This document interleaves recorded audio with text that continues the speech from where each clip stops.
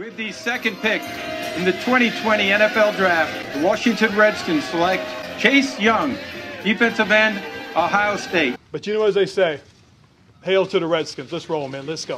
Got another super chat. This one from Ivan Salea. Once again, double up, Thank you for doubling up, Ivan. Greatly appreciate you. Ivan writes, if you could only choose one, A, fire Bruce Allen, B, hire Ron Rivera, C, draft Chase Young, D, Dwayne Haskins becomes all-pro or quarterback, or C, draft Chase Young. Okay. I'm guessing that you just meant those four, because the last option is draft Chase Young again. Anyhow, if I had one, I would choose A, because this organization couldn't succeed with Bruce Allen as its team president. There was no succeeding. I don't care if you got Chase Young. I don't care if you got 10 Chase Youngs. I don't care if Dwayne Haskins became an all-pro.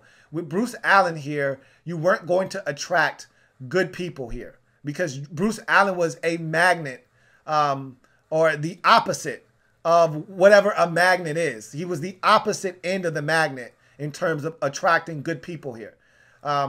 Anybody that had any kind of good spirit or had good intentions here, Bruce got them out of here quick, fast, and in a hurry. Whether you're talking Scott McCloughan or you're talking about the marketing team that they brought in that he fired because he felt like they were getting too much credit. That's an easy question. Bruce Allen had to go, and nothing else mattered until he left. And so in what order I would take them is A, Bruce Allen. Then I would take D, Dwayne Haskins becomes an all-pro. Because if you'd like to have a great head coach, but if Dwayne Haskins becomes an all-pro, this team is going to be exponentially better.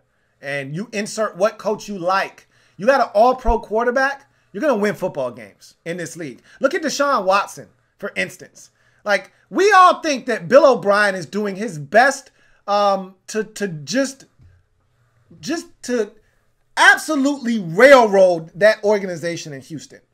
I mean, if you want to tank an organization, he's doing it. Now, he may ultimately be doing everything right, and we just can't see it. And nobody knows his football team more than the guy that spends every moment with them.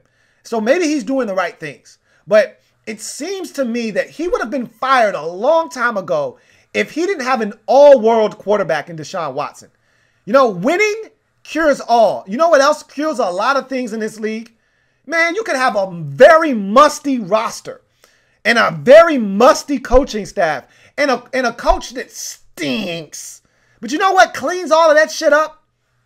A quarterback that's an all-pro. That's the deodorant. That's the cologne. That's the oil. That's the bath, if you will. You got an all-pro quarterback.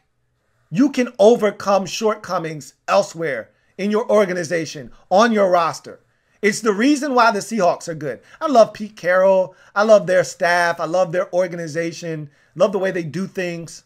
Their roster isn't the most talented in this league. It's far from it. But you know what wins them games? Russell mother effing Wilson. And to think, we were one round away from him being a Washington Redskin. That shit's crazy to think about right now. But that's nor here nor there. If Dwayne Haskins becomes an all-pro, we win football games. So, to me, it'd be fire Bruce Allen above all else. That's a no-brainer. And then after that, the Dwayne Haskins becoming an all-pro would be the next thing that helps us win. All right? And then after that, it'd be, hire Ron Rivera and then Chase Young, drafting Chase Young. But the quarterbacks matter the most in this league. Getting Bruce Allen the hell out of here mattered above all else, above everything else. And you had to do that in order to have success. Got another super chat from Protect Sports, my man Tones. Fourth super chat of the night. Appreciate you, Tones. Thank you so much. He writes, Steven Sims is underrated. JC Ice 2.0, big sleeper. Not a lot of people know about Steven Sims. Not a lot of people know, because Again, if you're not watching Washington Redskins football very closely, we were a bad football team last year. There was, hell, at times, me being a fan, it was tough to watch, okay? There were some games last year where I wanted to check out. If it wasn't my favorite team, I wouldn't have watched. You know, the second half of that Patriots game, man, that was hard to watch. You know, and we know Jay was on borrowed time and he was a dead man walking, you know, during the second half of that game, but that was a hard watch. You know, some of those games where we couldn't score a touchdown, those were hard watches, especially with Case Keenum in the game. Tough watches, man. Like, there was no value to those games, no nutritional value whatsoever in some of those games last year. But as you got towards the end of the season, you started to see guys like Steven Sims develop. You started to see guys like Kelvin Harmon come on. And that's what people that dismissed the Redskins because we were so bad, and rightfully so, that's what they missed out on. They didn't see Steven Sims evolving and emerging. And so, yeah, he's going to be underrated.